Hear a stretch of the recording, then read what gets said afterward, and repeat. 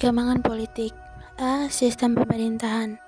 Masa demokrasi parlementer adalah masa ketika pemerintah Indonesia menggunakan Undang-Undang Dasar Sementara 1950 sebagai undang-undang negara. Dalam sistem ini, parlemen sangat berkuasa. Apabila kabinet dipandang tidak mampu menjalankan tugas, maka parlemen segera membubarkannya. Sistem parlemen disebut juga sebagai sistem demokrasi liberal. Sistem kabinet yang digunakan pada masa demokrasi parlementer adalah Shaken Kabinet. Shaken Kabinet adalah suatu kabinet yang para menterinya dipilih atau berasal dari tokoh-tokoh yang ahli di bidangnya, tanpa mempertimbangkan latar belakang partainya.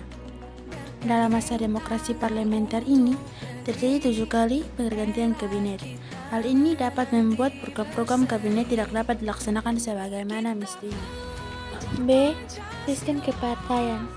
Sistem kepartaian yang dianut pada masa demokrasi parlementer adalah sistem multipartai, yaitu suatu sistem kepartaian yang memiliki banyak partai politik. Banyaknya partai politik yang ikut serta dalam pemerintahan menyebabkan munculnya persaingan antar partai.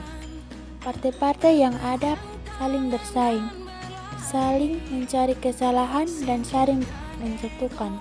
Partai-partai politik yang tidak memegang jabatan dalam kabinet dan tidak memegang peran penting dalam parlementer sering melakukan oposisi yang kurang sehat dan berusaha menjatuhkan partai politik yang memerintah.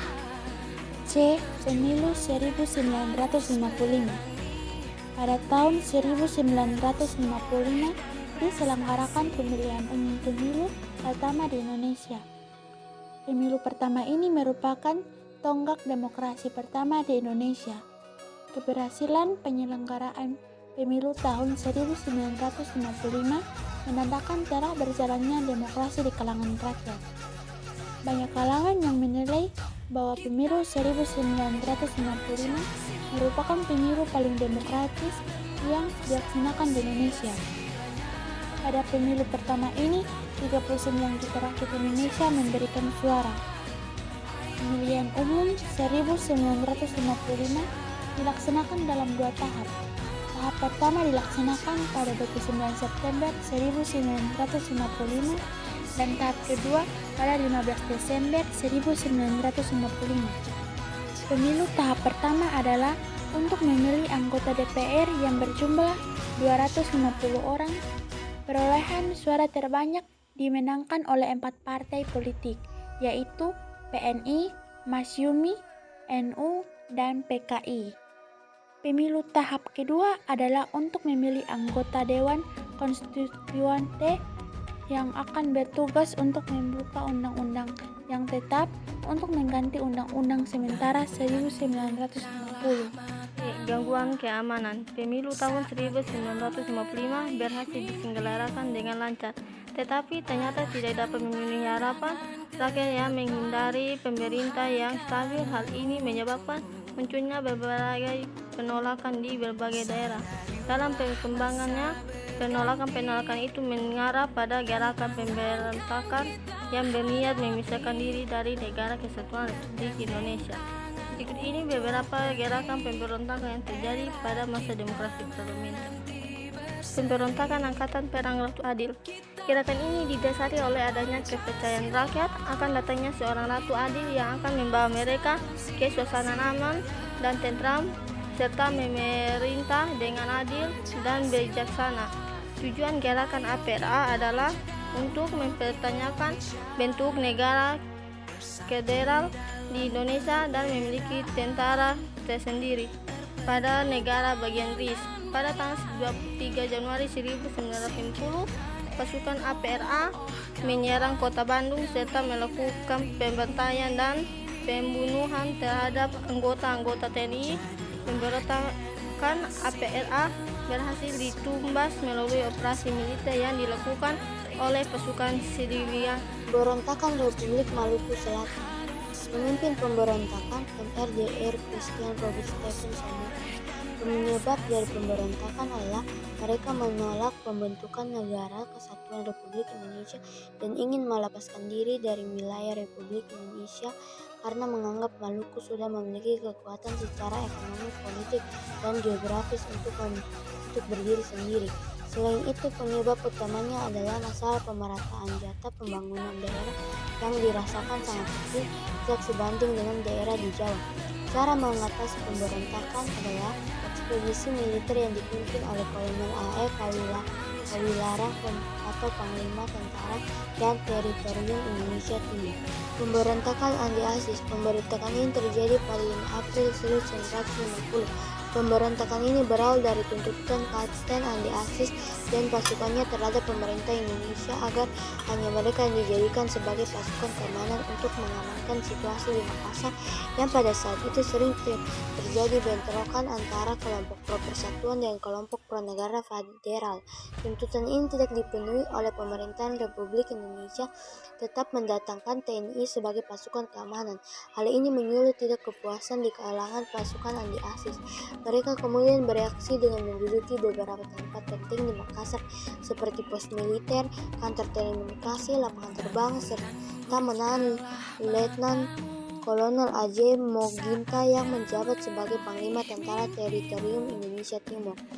Pemerintahan RI kemudian memerintahkan anti-ASIS untuk menghentikan pergerakannya dan menyuruhnya untuk datang ke Jakarta dalam waktu 4x24 jam untuk mempertanggungjawabkan perbuatannya. Namun ternyata anti-ASIS terlambat melapor, sementara pasukannya telah memberontak. Anti-ASIS pun segera ditangkap setibanya di Jakarta dari Makassar oleh pasukan militer RI di bawah pimpinan Kolonel A.E. Kawilarang. 4. Contoh pemberontakan PRRI dan Fremesta. A. Pemberontakan PRRI atau Fremesta terjadi di Sumatera dan Sulawesi.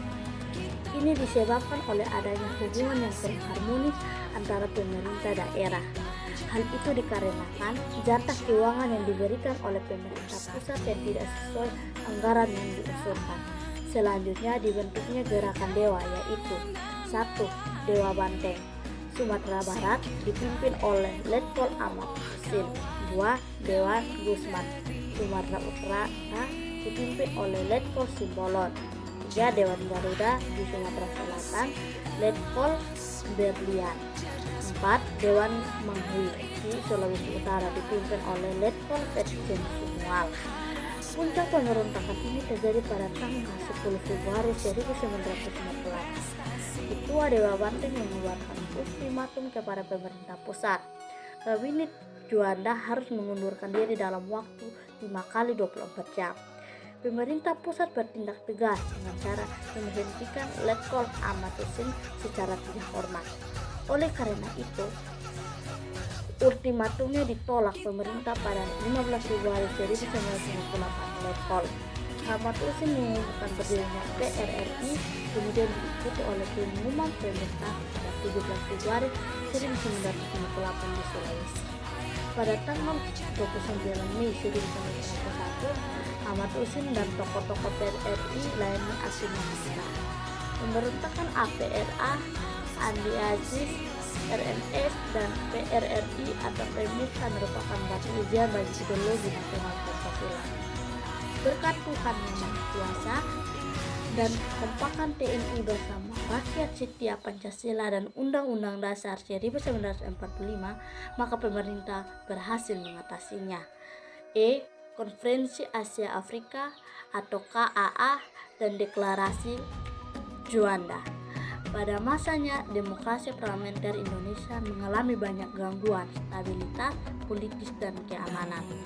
Meski demikian, pemerintah pada masa demokrasi parlementer mampu mewujudkan beberapa keberhasilan yang membanggakan. Di antaranya adalah menyelenggarakan Konferensi Asia Afrika atau KAA dan Deklarasi Juanda. 1. Penyelenggaraan Konferensi Asia Afrika. Konferensi Asia Afrika diselenggarakan pada tanggal 18 sampai tanggal 24 April 1955 di Bandung. Penyelenggaraan Konferensi Asia Afrika membawa keuntungan bagi Indonesia. Pamor Indonesia sebagai negara yang baru merdeka naik karena kemampuannya menyelenggarakan konferensi tingkat internasional. Konferensi Asia Afrika juga berpengaruh terhadap dunia internasional setelah berakhirnya KAA. Beberapa negara di Asia dan Afrika melalui memperjuangkan nasibnya untuk mencapai kemerdekaan kedudukan sebagai negara kedaulatan penuh. 2. Deklarasi de Juanda. Dalam peraturan ini disebut bahwa laut teritorial Indonesia lebarnya hanya 3 mil diukur dari garis air rendahnya dan pada pulau-pulau dan bagian pulau yang merupakan bagian dari wilayah daratan Indonesia. Batas 3 mil ini menyebabkan adanya laut-laut bebas yang memisahkan pulau-pulau Indonesia. Hal ini menyebabkan kapal-kapal asing bebas mengarungi lautan tersebut tanpa hambatan. Melihat kondisi ini, kemudian pemerintah Kabinet de Juanda mendeklarasikan hukum teori. Deklarasi tersebut kemudian dikenal sebagai Deklarasi de Juanda. Pengakuan atas Deklarasi de Juanda menyebabkan luas wilayah Republik Indonesia meluas hingga 2,5 kali lipat dari 2.027.087 km persegi menjadi 5.193.250 km persegi. 2. Perkembangan ekonomi. Permasalahan yang dihadapi pemerintah Indonesia pada saat itu mencakup permasalahan jangka pendek dan permasalahan jangka panjang.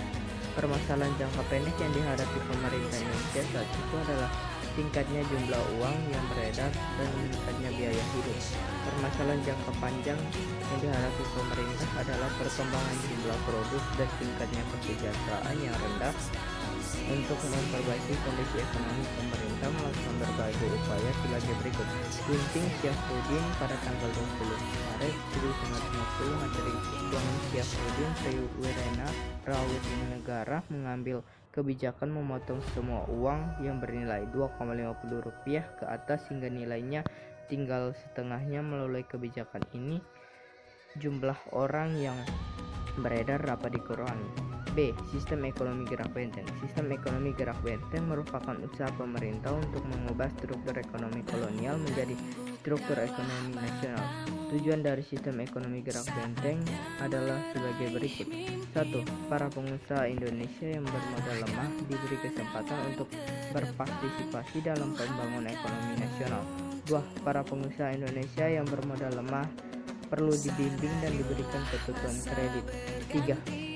Para pengusaha pribumi diharapkan secara bertahap akan berkembang menjadi maju.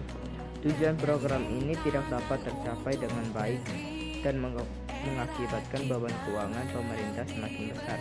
Tidak dapat tercapainya tujuan gerak benteng antara lain disebabkan oleh hal-hal berikut. 1. Para pengusaha pribumi tidak dapat desain dengan pengusaha non pribumi dan rangka sistem ekonomi liberal.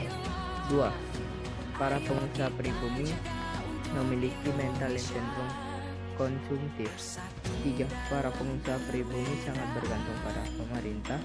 4. Para pengusaha kurang mandiri untuk mengembangkan usahanya. 5. Para pengusaha ingin cepat mendapatkan keuntungan besar dan menikmati cara hidup mewah. 6. Para pengusaha menyalahgunakan kebijakan dengan mencari keuntungan secara cepat dari kredit yang mereka peroleh. Nasionalisasi perusahaan asing. Nasionalisasi perusahaan asing dilakukan dengan pencabutan hak milik Belanda atau asing kemudian diambil alih atau ditetapkan statusnya sebagai milik pemerintah Republik Indonesia. D. Finansial ekonomi. Diambil pada masa Kabinet Burhanuddin Harahap, Indonesia mengirim deklarasi ke Belanda untuk merundingkan masalah finansial ekonomi.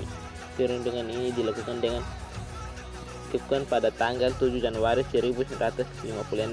Rancangan persetujuan finansial ekonomi yang diajukan Indonesia terhadap pemerintah Belanda. E. Rencana Pembangunan 5 tahun atau RPLT pada masa Kabinet Ali Sastroamidjojo II. Pemerintah menyusun rencana pembangunan 5 tahun yang rencananya akan dilaksanakan pada tahun 1956 sampai 1961. 3. Kehidupan masyarakat Indonesia pada masa demokrasi parlementer. A. Kehidupan sosial masyarakat Indonesia pada masa demokrasi parlementer banyak dipengaruhi oleh gejolak politik dan permasalahan ekonomi. B. Pendidikan pada tahun 1950 diadakan pengalihan masalah pendidikan dari pemerintah Belanda kepada pemerintah Republik Indonesia. Kemudian disusunlah suatu konsepsi pendidikan dititik beratkan kepada spesialisasi sebab menurut Menteri Pendidikan pada saat itu bangsa Indonesia sangat tertinggal dalam pengetahuan teknik yang sangat dibutuhkan oleh dunia modern. Pendidikan umum dan pendidikan teknik dilaksanakan dengan perbandingan 3:1. C. Kesenian dalam bidang kesenian mutunya berbagai organisasi seni lukis seperti Organisasi Pelukis Indonesia atau PI dan Gabungan Pelukis Indonesia atau GPI.